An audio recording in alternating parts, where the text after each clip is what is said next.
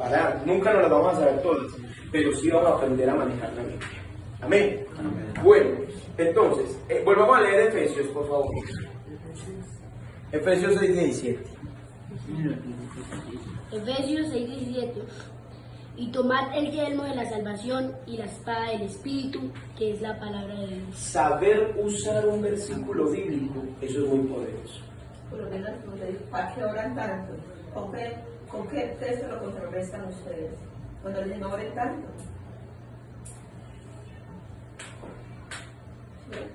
Porque hay muchos que lo dicen, no, usted para qué oran tanto. Para que oran tanto. Entonces, ahí es donde usted tiene que sacarla. Eso es lo que se le maltrata. Y no solo eso, velar y orar. Amén, amén. Ahí ya la dejó. Velar y orar para que no entres en tentación. Orar sin cesar. ¿No me entiende? Orar sin cesar. Entonces, hay muchos versículos, pero le doy gracias, hermano, por la aportación. Entonces, cuando yo aprendo a leer la Biblia, a disfrutarla, entonces yo también aprendo y aprendo a cómo hacerlo. Por ejemplo, a mí me han llegado, por ejemplo, trinitarios que me hablan de que, pero la Biblia dice que el bautismo es en el nombre de Jesús. Vea, por ejemplo, esta forma. Juan Diego fue, creo que testigo. Hermano Juan Diego creo que fue testigo. Llega una persona y me dice, y yo le digo, ¿cómo es el bautismo según la Biblia? Y él me dijo, en el nombre del Padre, del Hijo y del Espíritu Santo. Me dijo él a mí. En el nombre del Padre, del Hijo y del Espíritu Santo. Y yo, ya, ok. Y en toda la Biblia, toda la iglesia fue bautizada así. Y me dijo, sí, toda la iglesia fue bautizada. Y yo, ¿verdad? Qué bueno. ¿Me puede mostrar, por favor, para yo tenerlo claro? Vean, ¿sí ve cómo lo fui llevando? Cuando empezó a leer la Biblia, yo, por ejemplo, el primer bautismo está en Hechos 2:38. Y lo leemos, o sea que ahí deberían de haber sido bautizados los títulos Padre y el Espíritu Santo. Y él entonces dijo que sí, claro, así tuvieron que haber sido bautizados. Y yo, listo, me ayuda a leer.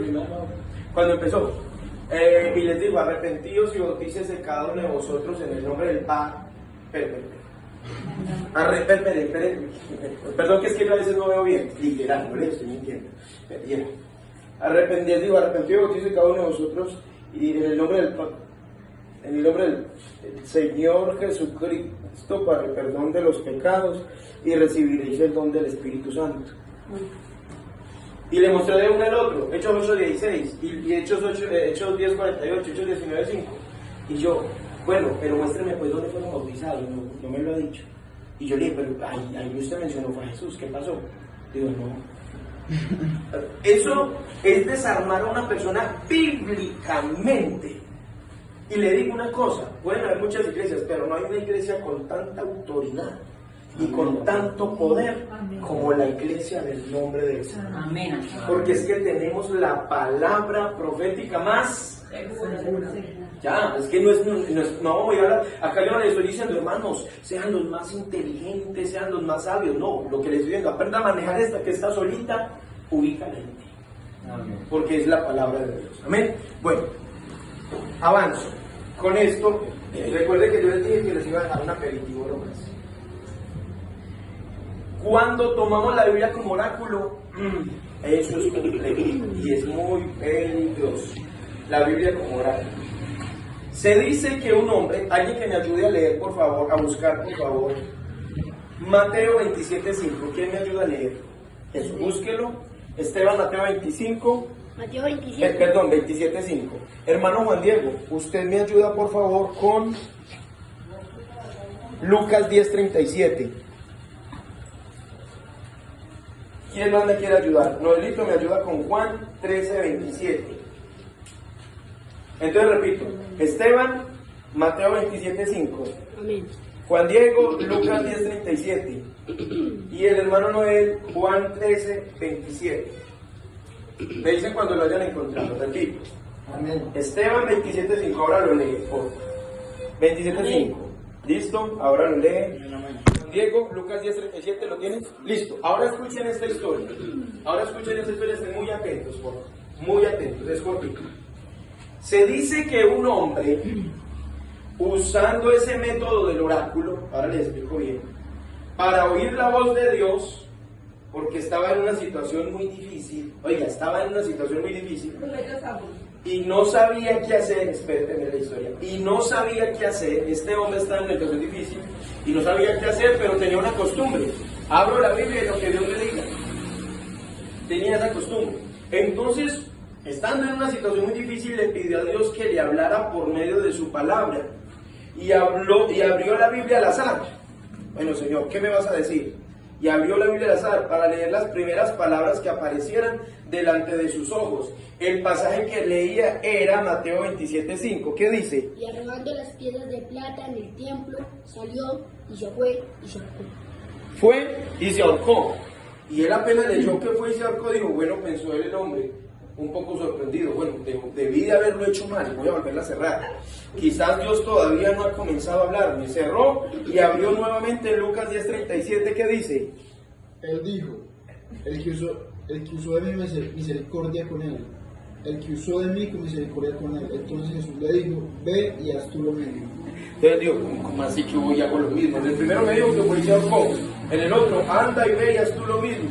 Ahora el hombre estaba ya espantado, digo, uy, no, ¿qué me estará diciendo el Señor? Piensa, seguramente no está recomendándome que siga el ejemplo de Judas para solucionar mis problemas. Entonces abre la Biblia una tercera vez, ahora con desesperación, no tanto para recibir la respuesta a sus problemas, sino para confirmar que esta no lo es. Y abrió en Juan 13:27, ¿qué dice? Y después del bocado, Satanás entró en él. Entonces Jesús le dijo, lo que vas a hacer, ahora. Ustedes se imaginan, no es una historia, es una ilustración para ilustrarles lo que quiero decir. Entonces, ese hombre quedó traumado. ¿Él leyó mal o qué? Vale, ya voy. ¿Qué pasó? Ahí, que ese hombre tenía una forma muy equivocada de leer la Biblia. No, que Dios me hable. Y abrió. Fue y se ahorcó. Imagínese. No, no, que fue ahí se ahorca. Imagínese. Y llega el otro y le dice, anda y haz tú lo mismo. La cierra y abre, anda y haz tú lo mismo. Y la otra, lo que vas a hacer, hazlo pronto. Pero es una ilustración, eso es una ilustración, es como una anécdota que se organizó como para dar a entender que a veces como cristianos queremos que leer la Biblia como oráculos. Es decir, lo que el Señor me diga aquí, créanme que así Dios en su misericordia a uno lo ayuda. Pero la palabra de Dios hay que entenderla y saberla entender. Amén. Entonces, si él hubiera puesto el contexto de lo que estaba hablando, no, él lo está diciendo esa Judas, no a mí. ¿Sí ven? Y el contexto, entonces, lo que vamos a aprender a hacer en las próximas clases es a entender lo que leemos. ¿Se acuerdan del hombre que estaba leyendo por allá? Y fue Felipe, y ¿qué fue lo primero que le dijo Felipe? ¿Entiendes lo que lees? Porque es que a veces, díganme si a ustedes no les ha pasado que ustedes cogen y muy juiciosos, porque yo sé que aquí hay hermanos que se sientan a leer la Biblia, escudriñemos nuestros caminos y busquemos y volvámonos a Jehová, levantemos nuestros corazones y manos a Dios en los cielos. Yo llevo mucho tiempo y no he sido capaz de pasar de Isaías, no he pasado, no he sido capaz.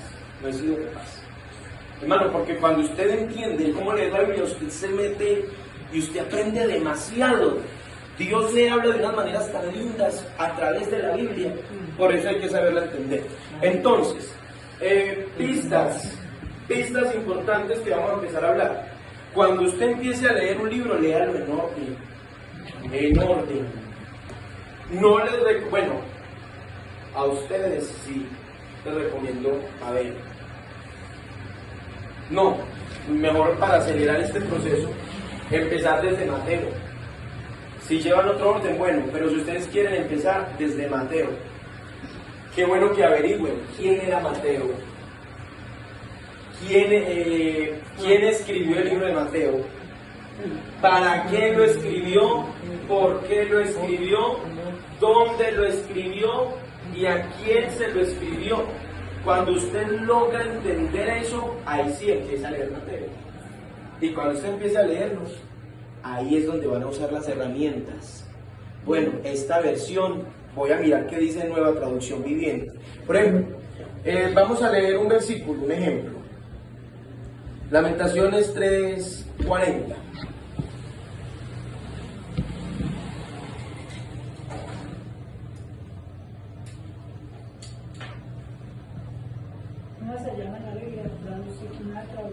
Sí, y si necesitamos buscar un tiempo para descargarlas, lo hacemos.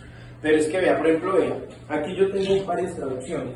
Y yo quiero leer varias traducciones y no saben cómo sirve esto para estudiar la Biblia. Eso es súper, hiper, mega importante. Porque le da claridad, por ejemplo, lenguaje extra. ¿Qué dice en Lamentaciones 3? ¿Qué dije? 3:40. Dice, en la Reina Valera 1960, dice, escudriñemos nuestros caminos y busquemos y volvámonos a Jehová. Y vea lo que dice acá, o sea, yo cogí un versículo al azar. Dice, si pecamos contra Dios y Él no quiere perdonarnos, pensemos en que lo hemos ofendido. Vea la diferencia. Y hay versículos que usted a veces no entiende acá y coja usted esta. Y usted, pero es bueno que lea las dos, porque hay cosas acá que usted no entiende y aquí las va a entender. En la Reina Valera 1960. Y las otras versiones lo que le van a ayudar es a clarificar un tema, a clarificarlo. Entonces por eso es muy importante. Igual vamos a hacer ejercicios, no ahora, pero sí vamos a hacer ejercicios para que ustedes aprendan a hacer este trabajo. Entonces, ustedes toman un libro, por ejemplo Mateo, empiecen a leer Mateo, empiecen a leer Mateo, empiecen a leer Mateo, las bienaventuranzas. Pregunto, cuando el Señor Jesús dice bienaventurados los pobres en espíritu, ¿a quién se está refiriendo? ¿A quién se está refiriendo? ¿Por aquí? Pregunto de boca, por falta de espíritu. ¿Qué dice la hermana? Cuando dice, por ejemplo, que no les dé pena decir que aquí no es de mirar a ver quién se equivoca. No, estamos aprendiendo. Bienaventurados los pobres en espíritu. Los que como que no saben desarrollar las cosas con la palabra de Dios, o también los que no entienden. Ya, bueno, no saben desarrollar las cosas o no entienden. ¿Qué dijo la otra hermana? Bueno, la hermana está ahí. Hermana, para usted, ¿qué es pobre? Bienaventurados los pobres en espíritu. No, bienaventurados los pobres en espíritu. Ahora me llamo. Yo pienso que es una persona humilde.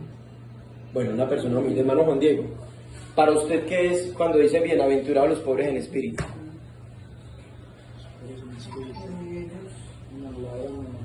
Listo. Esteban.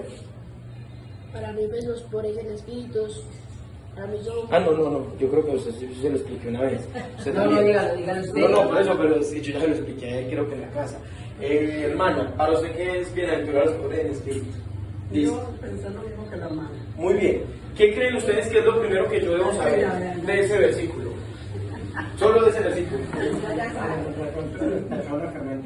Ya, pero entonces, ¿qué debo saber yo? Bienaventurado, ¿qué significa? Feliz. Bueno, usted está diciendo feliz. Los pobres en espíritu. ¿Un pobre quién es? Un pobre es una persona que mantiene necesitada. Y entonces lo que el Señor está diciendo, bienaventurados los que mantienen necesitados del espíritu. El que mantiene necesitado, ora todos los días, viene a la iglesia porque es un necesitado. Cuando usted deje de ser un pobre en espíritu, ya para qué va a ir a la iglesia. Si usted y yo ya necesitamos de Dios, cosa que nunca va a pasar, ¿cierto? Siempre vamos a necesitar de Él. Pero vea, que usted entiende esa partecita y usted la disfruta. Pero ¿qué debí de haber hecho yo si no entendí ese versículo? Vamos a buscarlo aquí, por ejemplo, en Mateo. Yo estoy terminando. ¿A cuál es, hermano? Ese es Mateo, ya le digo para no darle las Mateo. Mateo capítulo 5, versículo 3. Se acaba de decir. Sí, señor. Y en otra traducción, vean lo que dice. Dios bendice a los humildes, pues ellos... perdón. ¿El que le dije cuál fue? Mateo 5:3. Sí. Dios bendice a los que confían totalmente en Él. Vean la diferencia. Pues ellos forman parte de su reino. Ese es el pobre en espíritu. Pero usted lo está leyendo acá donde está más claro en otra versión. Dios bendice a los que confían totalmente en Él, pues ellos forman parte de su reino. Pero ¿sí ven la diferencia? Entonces el pobre en espíritu Es el que es necesitado todos los días y lo único que le queda es confiar completamente. Hermano Lázaro puede dar un buen ejemplo ahí. ¿Cuál Lázaro? Lázaro el comisero.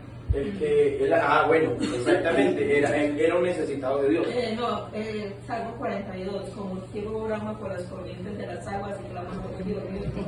Exactamente, entonces cuando dice bienaventurados, entonces a lo que quiero llegar yo con eso es a que usted cuando lea la Biblia usted pueda preguntarse ¿qué es bienaventurado? ¿Cómo así que los pobres en espíritu? Yo pregunté estando ahí con los hermanos allá en la iglesia en el Perú y yo les decía a los hermanos, ¿qué es? Hermanos, creen ustedes que significa bienaventurado los pobres en espíritu? Nosotros, hermanos, que a veces no tenemos para comer, o que a veces la situación está muy dura, o sea, que nosotros los pobres, Dios nos ama y todo eso, y yo, listo, vamos a empezar entonces, porque es eso, es el que necesita del Señor. Entonces, ya para irlos dejando, la próxima clase, qué bueno que todos traigan su cuaderno y su libreta, porque voy a tratarlo de hacer muy sencillito, pero vamos a aprender a leer la Biblia haciéndole lo que se llama una exégesis, una hermenéutica y exégesis, que les voy a explicar. Yo sé que ya están cansaditos, ya los voy a soltar, que es una hermenéutica y exégesis. Les digo una cosa, si ustedes no repasan lo que hemos visto, créanme que es porque no quieren aprender. Yo sí quiero aprender. Las clases que hemos visto, repásenla, de verdad. Armen el mensaje y repásenlo en la casa, repásenlo. Y cuando a partir de las próximas clases vamos a estudiar, vamos a tener un tiempo donde vamos a aprender a leer la Biblia, aprender a leer la Biblia, y ahí sí ya nos metemos fuertemente con preguntas. ¿Quién era el anciano de días? ¿Por qué la Biblia dice hagamos al hombre si solo hay un Dios? ¿Por qué dijo hagamos? Si Jesús es Dios, ¿por qué estando en la cruz dijo Padre? ¿Por qué me has desamparado? Si Jesús es Dios, ¿por qué oró? Si Jesús es Dios y solo hay un Dios, ¿por qué cuando se bautizó Jesús vino una paloma y una voz del cielo? ¿Sabe que un joven de nuestra iglesia, que empezó muy bien, era muy activo, lo cogieron y lo enredó un pastor trinitario, llegó y tocó y le dijo, le voy a mostrar, Dios le va a revelar la verdad, y le mostró el bautismo de Jesús, que vino una voz y una paloma, y él dijo, Dios me acabó de revelar la Trinidad, dejó de venir a la iglesia, dejó de ir a la iglesia, y pues lo bautizó. Pero ¿qué pasó? Que a ese joven no le enseñaron la base principal, que es aprender a leer la Biblia. Entonces, ¿queremos saber todas esas respuestas? Vamos a aprender a manejar la Biblia. ¿Queremos saber por qué no bautizamos a los niños según la Biblia? Queremos saber por qué no hablamos de papas, de curas, por qué no hablamos, pero entonces necesitamos saber esto. ¿Sí me están entendiendo? ¿Están de acuerdo? También nos dicen que porque no creemos nosotros en la Virgen. Exactamente, porque no creemos en la Virgen. ¿Quién fue la Virgen? ¿Y a dónde vamos a llegar? A la Biblia. Todas esas preguntas las vamos a desarrollar aquí entre todos. Pero primero yo quiero y tengo el sentir de que primero aprendamos a manejar la Biblia. Cosa que usted se siente a estudiar y usted diga, qué rico. ¿Sí o no? Y poderla disfrutar, que usted se sienta y usted, ay, ¿cómo así? Y con esto ya termino. Una vez estaba leyendo un versículo, estaba allá en la iglesia en Las Lomas, y estaba leyendo un versículo que dice que hay de aquel que se meta con uno de estos mis pequeños, porque sus ángeles están siempre delante o al frente de su Padre. Cuando yo leí ese versículo, yo dije, Señor, no quiero ver comentarios bíblicos, no quiero buscar en internet, no quiero mirar otra versión, quiero que usted me enseñe qué quiere decir. Y entonces estaba orándole a Dios que me mostrara, cuando el Señor de nuevo me empezó a enviar versículos, que los ángeles son ministros enviados por Dios para ejecutar su palabra. Entonces, entendí yo ese versículo. ¿Cómo fue? Cualquiera que se meta con ellos, los ángeles de ellos están ahí mirando al Señor, solamente denos la orden. ¿Qué hacemos? Listos para ejecutar la palabra del Señor. ¿Qué preguntas tienen? Pues por ejemplo a mí